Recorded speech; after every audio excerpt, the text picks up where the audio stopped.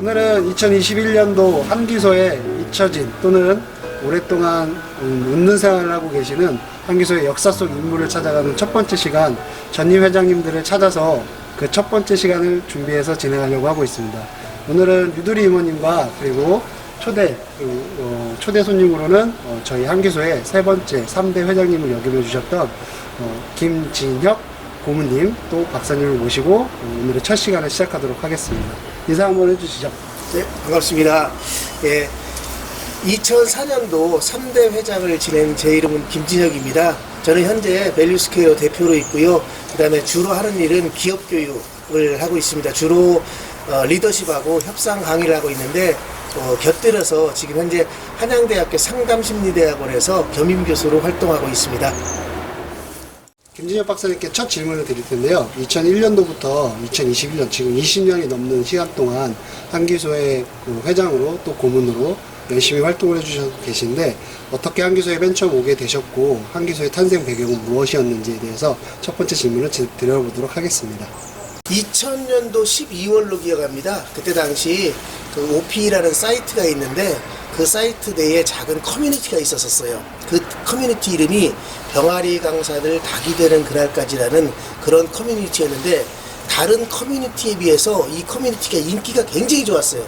그 인기가 좋은 이유가 수많은 자료들, 그러니까 자기가 강의를 하면서 내놓았던 자료들을 하나 내놓고 옆에 있는 강사가 또 하나 내놓고 하다 보니까 그 자료가 엄청나게 풍부해지기 시작을 한 거예요. 그리고 또 이 사람들끼리 서로 간에 지금으로 말하면 그걸 보고 이제 그때는 KMS 지식경영이다 이런 표현을 썼는데 요즘에는 집단지성이라는 말을 더 잘 쓰죠. 그러니까 내가 하나를 내놓고 다른 사람들도 하나씩 내놨는데 거기에 참여한 사람들이 많다 보니까 더 자료가 풍부해진 거죠. 그러면서 강의를 하는데 서로 상부상조가 되기 시작한 거예요. 그러면서 이 병아리 강사들 닭이 되는 그날까지라는 커뮤니티가 엄청나게 뜨기 시작을 하면서 야 이러지 말고 우리 나가서 실제로 오프라인으로 한번 모여보자 이런 얘기가 있었고 그 온라인 사이트 내에서요. 그러다가 그러면 한번 킥오프로 한번 만나볼까 하면서 처음 만날 때가 2001년도 5월 달에 같이 모이게 된 거예요. 그래서 한 8명 정도가 모여가지고 사전에 협의를 냈고요. 그 다음에 어떻게 하면은 이 커뮤니티를 제대로 한번 이끌 것인가 사전에 준비를 아주 철저하게 한 다음부터 정식 모임은 2001년도 6월 1일로 기억합니다. 그때부터 지금까지 쭉 매달에 한 달에 한 번씩은 지속적으로 해왔던 걸로 기억하고 있습니다. 학교, 기업, 또 공공기관 이런 곳에서 아주 많은 강의를 하셨을 텐데 요즘 주로 제일 많이 하시는 강의가 어떤 분야이시고 또 요즘에 기업이나 학교, 공공기관에서 이런 교육의 트렌드는 어떤 변화가 있는지 짧게 소개해 주실 수 있으세요? 제가 예전에 그 처음에 교육을 할 때는요, MTP, BMTP, 즉 이제 리더십이라고 표현하지 않고 그때는 관리자 기본과정, 관리자 기초과정 이런 것들이 유행을 했고요. 또 항상 팀워크 이런 것들을 우리는 하나 그러면서 으쌰으쌰 하는 그런 신념화 교육들이 상당히 많았었어요. 이런 교육들이 위주로 했었고 교육 기자재들은 그때 당시 기본이 다 OHP 이런 걸로 들고 다니면서 교육을 해야 됐었고요. 그러다가 파워포인트가 나오면서 엄청나게 획기적으로 바뀌었던 것 같아요. 그러면서 이제 그 점차 어떤 교육의 어떤 환경들이 많이 바뀌었는데 저 같은 경우에는 처음부터 시작 자체가 리더십이었던 것 같아요. 왜냐하면 제가 학부에서 경영학을 전공했고 또 저희 학교에서는 학부 때도 논문을 쓰게 했습니다. 그래서 학부 논문, 석사 논문, 박사 논문 전부 다 저는 리더십으로 썼거든요. 그래서 리더십으로 주로 저는 논문도 썼을 뿐만 아니라 강의도 거의 다 리더십을 하면서 그 후에 영역이 확장됐던 것 같습니다. 그러면서 그 다음부터는 협상이라든가 커뮤니케이션이라든가 그다음에 또 어떤 기획서를 작성한다라든가 이런 쪽으로 점점 확장해 나가는 그런 어떤 길을 걸어왔던 것 같아요. 그럼 요즘 기업 교육의 가장 큰 트렌드는 어떤 거라고 생각을 하고 계세요? 단연 비대면이죠. 단연 코로나19로 인해 가지고 완전 비대면으로 바뀌면서 아까 OHP라든가 파워포인트를 활용했다고 했는데 지금은 파워포인트는 당연히 쓰면서 거기에 영상 또는 온라인 도구를 많이 써요. 예전에는 우리가 전지를 갖다 놓고 유성매지 가지고 쓰면서 서로 이렇게 조별로 토론하고 발표했는데 요즘에는 주로 사용하는 것들이 패들렛이라든가 슬라이도, 뮤랄 이런 어떤 온라인 도구들을 쓰면서 활동하는 것 같고요. 특히 최근의 트렌드 중에서는 아마 리버스 멘토링. 그러니까 예전에는 상사가 부하를 멘토링 해주는 프로그램이었다라면 요즘에는 오히려 신입사원들이 상사들을 SNS라든가 최신 정보통신 기술들을 알려주면서 서로 간에 벽을 허물어가는 리버스 멘토링이 유행을 하고 있고요. 그 다음에 또 최근 환경이 이렇게 급격하게 바뀌다 보니까 아무래도 환경에 적응하는 어댑티브 리더십 이런 쪽이 또 유행을 하는 것 같고 디자인 띵킹이라든가 또는 애자일 시스템 또 이런 쪽이 흐름을 타고 있고 마지막으로 MZ세대에 대한 서로의 이해와 어떠한 상생으로 함께 더불어서 일하는 방식 이런 내용들이 주로 가장 포션을 차지하고 있는 것 같습니다. 한기소 만들어지고 3대 회장을 하셨던 걸로 알고 있는데요. 근데 이제 회장을 하실 때쯤에 그 한기소 모임의 분위기 그리고 이제 회장 하시면서 기억나시는 행사 이런 거 있으면 좀 공유해 주시면 좋겠습니다. 그때 당시는 엄청났었어요. 왜 그러냐면은 우리가 TV라든가 영상 매체로 보던 사람들을 오프라인에서 직접 만났잖아요. 근데 너무너무 서로 신기했어요.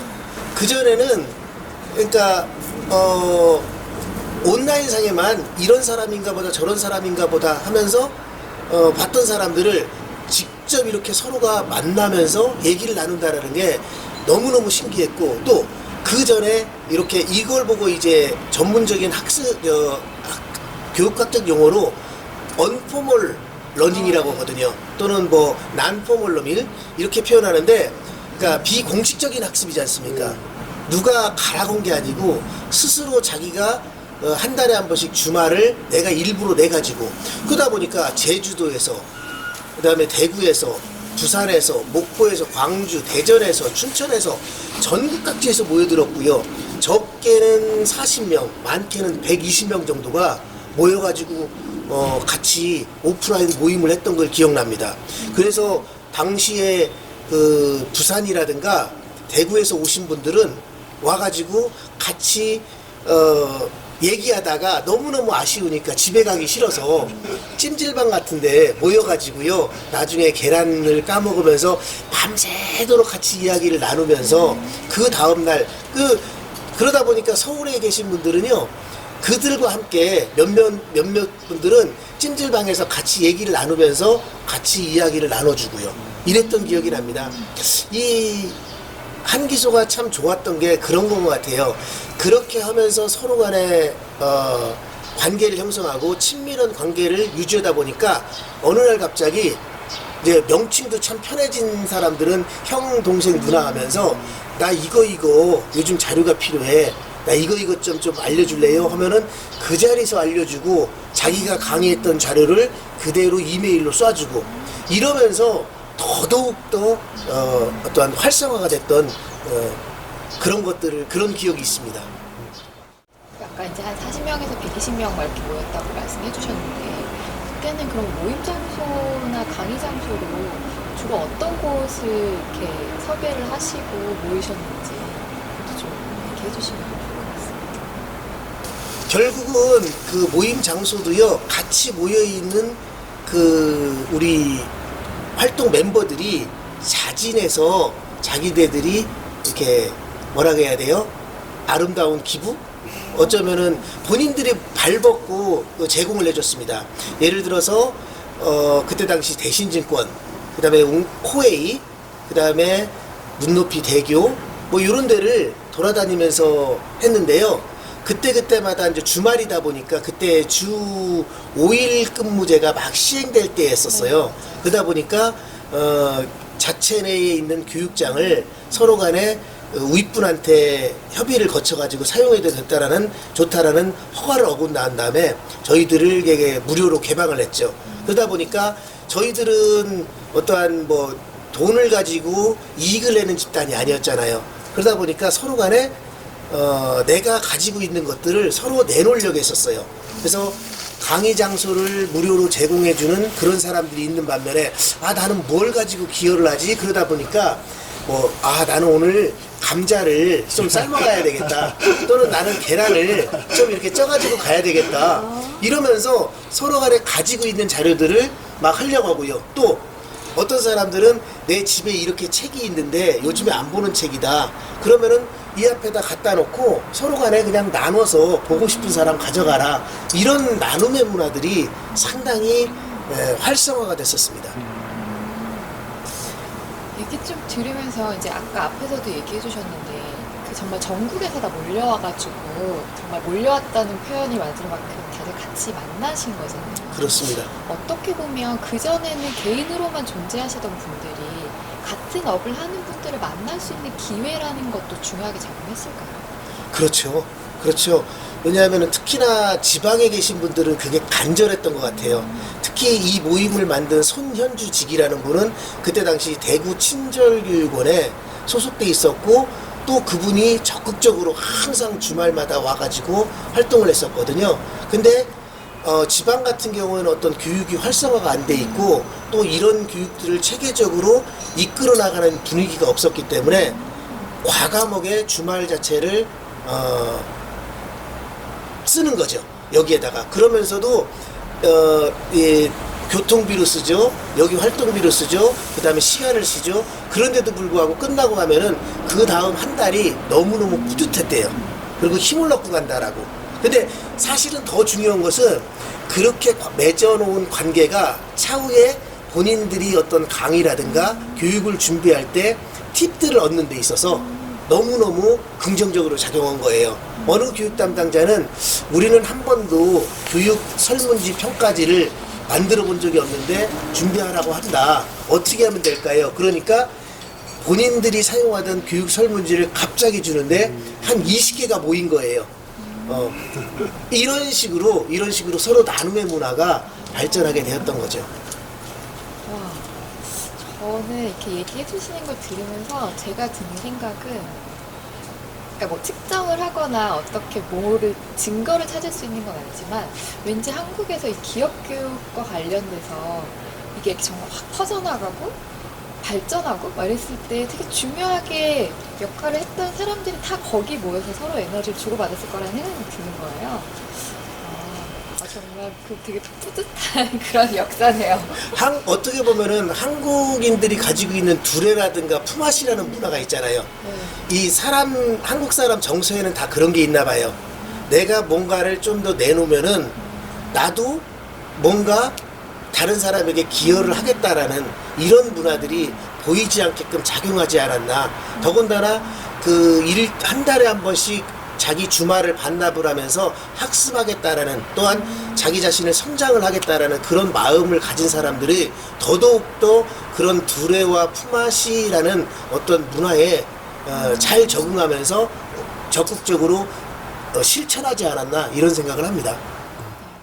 지금 얘기해 주신 걸 들어보면 이렇게 상상을 하는 것만으로도 정말 재밌고 막 에너지가 넘쳤던 것 같아요.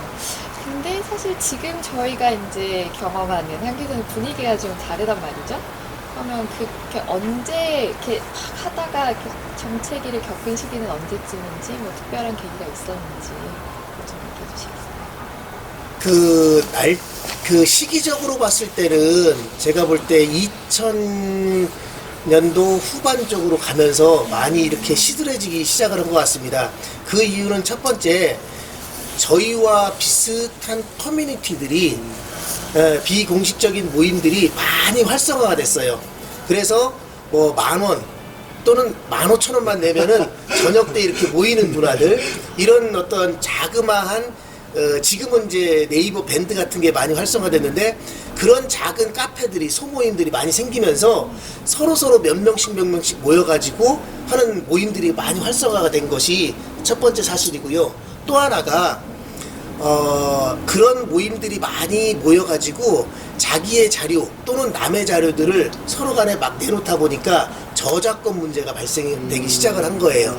그래서 어떤 뭐 영화라든가 드라마를 다운받아가지고 그걸 가지고 본인이 만들어서 하는 그런 스킬들도 좋았지만은, 하지만은 근데 어떻게 보면은 그 저작물에 대한 어떤 위반, 이런 것들이 생기고, 그런 거에 대해서 어떤 분들은 이제 송사에 휘말리고 오면서 내가 가지고 있는 자료를 함부로 내놓는 것이 이게 잘못하면은 문제가 될 수 있다라는 생각을 하니까 그 다음부터는 내놓지를 않게 되고 조심스러운 거죠. 그러다 보니까 자연스럽게 침체되면서 그 과정들을 거치지 않았나 이렇게 생각을 합니다. 20여 년 동안 맨 처음 병닭들의 모임으로 시작된 한기소가 그 중간에 한국기업교육 리딩 소사이어티라는 이름으로 변경이 되었잖아요. 그 이름이 변경된 어떤 사건 또는 뭐 이유, 그런 계기가 있었나요? 그 얘기를 하면은 좀 재밌기도 합니다. 모시는 강사님들이 올 때마다 병아리 강사들 닭이 되는 그날까지 하다가 짧게 줄여서 병닭 하니까 병든닭 아니냐. 그리고 또 여기에 모이는 사람들은 전부 다 병아리들만 모였느냐. 근데 알고 보니까 다 장닭들도 있는데, 꽤 오랫동안 강의를 하셨던 내노라는 사람들도 사실은 많이 있었는데, 그러면서 여기에서 활동하는 것 자체가 우리는 자꾸 병아리가 되어가는 느낌이 된다. 이왕이면은 좀 더 원대하게 만들면 안 되겠느냐, 이런 얘기들을 하면서 차츰 그 분위기가 무르익은 것 같습니다. 그러면서 조금 더 새로운 이름들을 공모하게 됐고, 그 공모한 이름이 바로 한기소, 즉 한국기업교육 리딩 소사이어티라는 이름으로 변모하게 됐어요. 뿐만 아니라 그 이름을 바꿀 즈음에 기존에 있었던 어떠한 사이트의 작은 커뮤니티 방에서 조금 더 큰 데로 옮기자. 왜 예전에는 작은 시냇물가에서 빨래도 하고 그 물을 퍼서 밥을 해 먹었지만은 인원이 늘기 시작을 하고 여러 가지 방대한 자료와 양들이 늘다 보니까 이 개울가에서는 힘듭니다. 좀 더 커다란 냇가로 가야 될 것 같아요 하면서 천도를 하자라는 얘기들이 여기저기서 많이 나오게 됐어요. 그러면서 이왕 천도를 하면서 이렇게 이름도 바꾸자, 이런 분위기로 많이 바뀐 것 같습니다. 네, 목사님, 그 한기소는 어떤 곳인지, 목사님께 어떤 의미였는지 그 얘기를 좀 해주셨습니다. 예, 저는 한기소의 첫 번째 모임부터 지금까지 계속 나오고 있는 모임인데, 그럴 수밖에 없는 이유가 있어요. 왜냐하면은 제가 2001년도에 같이 첫 번째 모임부터 합류하게 되면서, 그때 당시 제가 모 컨설팅 회사의 교육기획직 과장으로 있을 때였는데, 그때 이 모임에 나타나면서 진정한 나눔, 그리고 여기 오는 사람들을 보면서 그 성장에 대한 욕구, 이런 것들 보면서 많은 자극을 받았던 것 같아요, 저는요. 그래서 여기에서 이분들을 보면서 내가 지금 가지고 있는 이 공부로는 부족하다, 이런 생각을 갖게 되었고, 그러면서 좀 더 공부를 더 하자 해서 석사학위로 하게 됐고요. 또 이왕 석사한 김에 박사까지도 한번 해보자 해가지고 결국은 저는 여기 이 한기소를 다니면서 석박사를 다 학위를 받았어요. 그렇기 때문에 제가 가지고 있는 그 자그마치만은 이 교육학의 전반에 관한 어떠한 역량들을 후배분들에게, 후배 강사님들에게 항상 좀 나누고 싶고, 더불어서 예전에 가지고 있었던 어떤 드레와 품앗이 정신을 가지고 같이 한번 계속 나누고 싶은 그런 곳이기 때문에요. 저한테 있어서는 정말로 의미가 깊은 그런 곳이라고 할 수 있습니다. 그러면 한기소는 이렇게 뭐뭐뭐다, 이렇게 한 문장, 뭐 한 단어로 표현하면 어떻게 말씀해 주실 수 있을까요? 한기소는 나에게 있어서 성장점이다. 성장점. 네. 그러니까 본인도 성장시켜 주셨고, 예. 그리고 다른 사람의 성장을 내가 돕기도 했고, 예. 그리고 그들이 성장하는 걸 내가 옆에서 지켜보기도 했다. 그렇죠. 그러니까 여기만 오면은 이제 열등감을 느끼고 집에 가는 거죠. 그러니까 우리가 알프레드 아들러가 이런 얘기를 하잖아요. 열등감이라는 게 있고 열등의식이라겠는데, 열등감은 좋은 거잖아요. 내가 열등감을 느끼면은, 아, 현재 나를 이렇게 내가 못난 나를 알았다는 거죠. 그럼 내가 이만큼 변해야 되겠다라는 어떤 의욕을 갖게 되고 움직이는 거예요. 근데 열등의식은 그냥, 아, 내가 못났다라는 느낌을 다른 사람에 비해서 뒤처진다라는 걸 느끼고 아무것도 하지 않는 거예요. 이건 열등의식이라고 그 알프레드 아들러는 얘기했지 않습니까? 나는 여기 와가지고 열등감을 많이 느끼고 갔죠. 그러다 보니까, 아, 작년보다는 올해보다는 내년이 더욱더 성장해야 되는 그러한 현재 상황을 항상 이렇게 느끼면서 갭 차이를 경험하는 그런 장소였던 것 같아요. 코로나 이후 현재 사회가 많이 급변하고 있고 현재도 코로나가 끝나지 않고 있기 때문에 이 이후의 삶들이 또 많이 변화될 거라고 많이 예상과 예측들을 하고 계시는데요. 기업 교육도 많은 어떤 리더십 교육 현장 또는 경영을 전공하셨던 한 박사님의 견해로 보았을 때 코로나 이후에 한국의 경제 또는 뭐 기업 교육 시장의 변화는 어떤 것들이 있을 것으로 한번 예상이 되세요? 작년 1월 그리고 2월을 경험하면서 코로나가 이렇게 확산될 줄은 몰랐죠. 왜냐하면 2015년에 메르스가 확산되면서 보통 한 3개월 정도만 하다가 끝나겠지 했습니다. 그런데 그게 급속도로 1차, 2차, 3차의 파동을 거치면서 사실 그때 당시는 이 기업교육 시장이 조금만 지나면 될 거야, 조금만 지나면 될 거야 하면서 그다지 준비를 안 했던 것 같아요.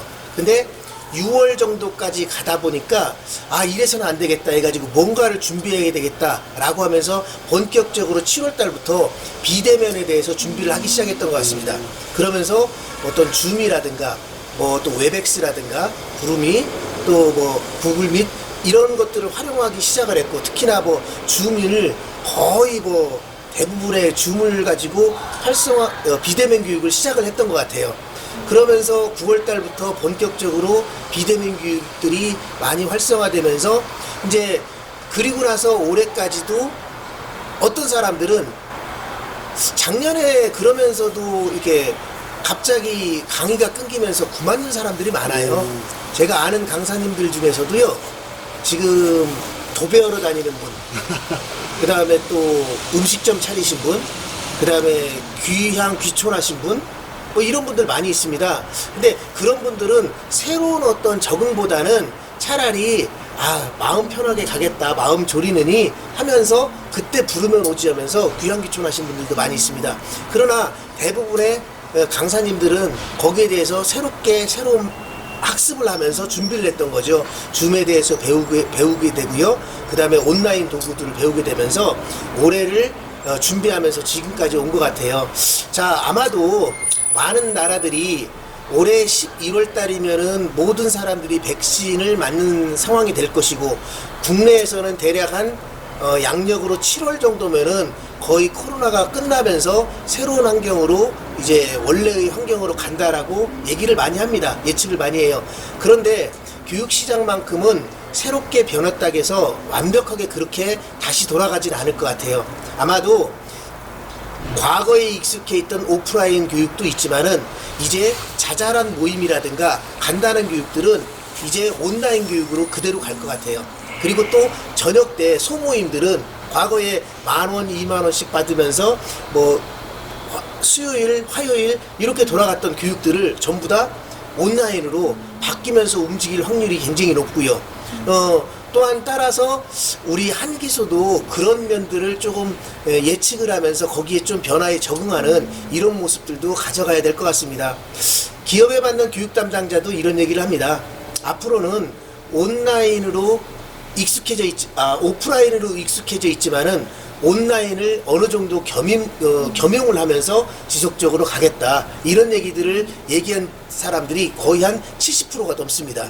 그러니까 작은 교육들은 온라인으로 가고, 다시 오프라인으로 가더라도 온라인은 절대로 무시하지 못한다. 이런 얘기가 되겠죠. 또한 얼마 전에 국제 학술 컨퍼런스를 했었어요. 예전에는 호텔을 빌리면서 전 세계에 있는 석학들이 모여서 같이 컨퍼런스를 했었는데 이제는 온라인 세상에서 만나니까 너무 편한 거예요. 예, 시카고에 있는, 그리고 또 미네소타에 있는, 그리고 한국도 대전에 계시는, 또는 서울에 계시는, 제주에 계시는 그런 교수님들이라든가 이런 분들끼리 같이 모여가지고 학술 대회를 하니까 너무너무 편하고 좋은 거라는 거를 느끼게 된 거죠. 그러면서 아마도 전 세계적으로 확산되는 이런 교육들은 온라인으로도 지속적으로 가게 될 것 같고요. 마찬가지로 저도 지금 한양대학교 상담심리대학원에서 학생들을 가르치고 있는데 이 온라인에 많이 익숙해져 있기 때문에 아마도 온 오프라인을 병행을 하면서 갈 확률이 상당히 높다, 이렇게 생각하고 있습니다. 그러면 질문 하나 더 드려보면, 어쨌든 기업에서 강의를 하는 강사들이 그 경영 또는 경제 상황이 나아지고 있다라고 지표를 느끼는 건 본인들 스스로가 나가는 강의의 횟수 또는 받게 되는 강사료 이런 것들도 많이 체감을 하거나 인지를 할 텐데, 솔직히 2020년 작년 한 해에는 그런 부분에 있어서 아주 큰 타격을 많이 받았는데, 올해 상반기를 이제 겪으시고 또 하반기를 준비하시면서 실제적으로 박사님이 이제 체감하시는 그런 기업 교육의 어떤 성장 방향, 아니면 그런 어떤 좀 안정화되는 어떤 규모, 이런 것들은 어떻게 느끼고 계시고 또 현재 어떻게 겪고 계시는지도 살짝 얘기해 주실 수 있으세요?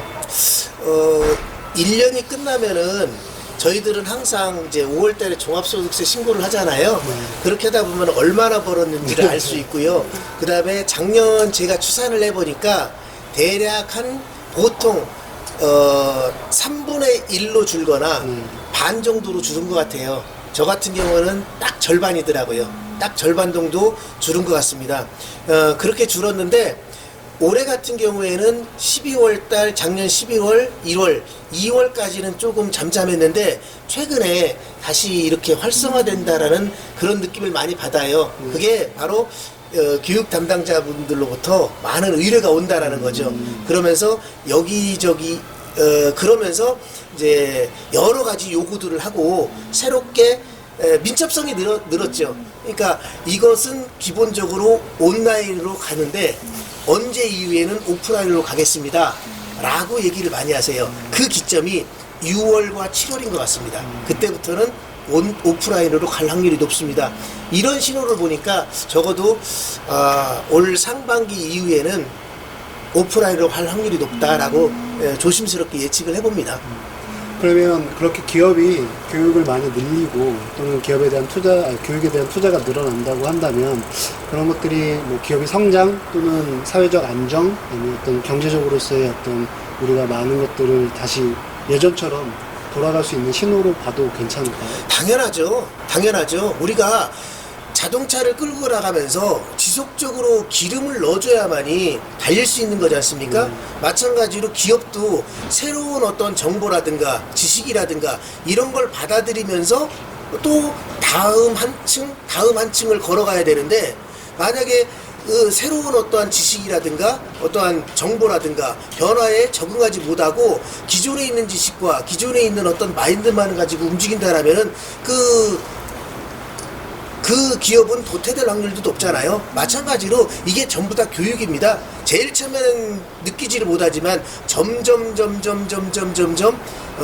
낙후돼 가는 거죠. 우리는 이걸 보고 슬로우 데스라는 표현을 쓰잖아요. 처음에는 못 느끼다가 점점 이제 나도 모르게 나락으로 가는 길이 아닌가 생각합니다. 그래서 지속적으로 교육은 절대로 우리나라에서 무너지지 않는 시장 중에 하나인 것은 확실합니다.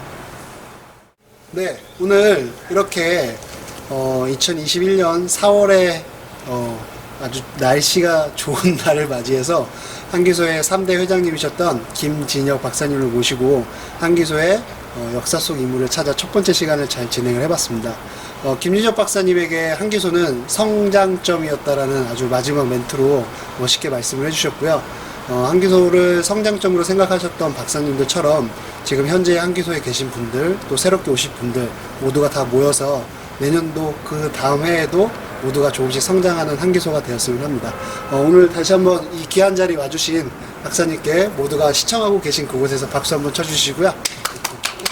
또 이걸 기획해주신 류든 이모님께도 큰 박수 부탁드리고요. 네, 오늘 저도 큰 박수를 받으면 좋겠습니다. 다음 시간에는 또 다른 역대 회장님 또 은둔의 고수를 찾아서 저희가 또 멋있게 인터뷰를 할 수 있도록 하고요. 다시 한번 시청해 주셔서 너무 감사드리고 한교수의 발전을 위해서 많은 관심과 애정 부탁드리도록 하겠습니다. 감사합니다.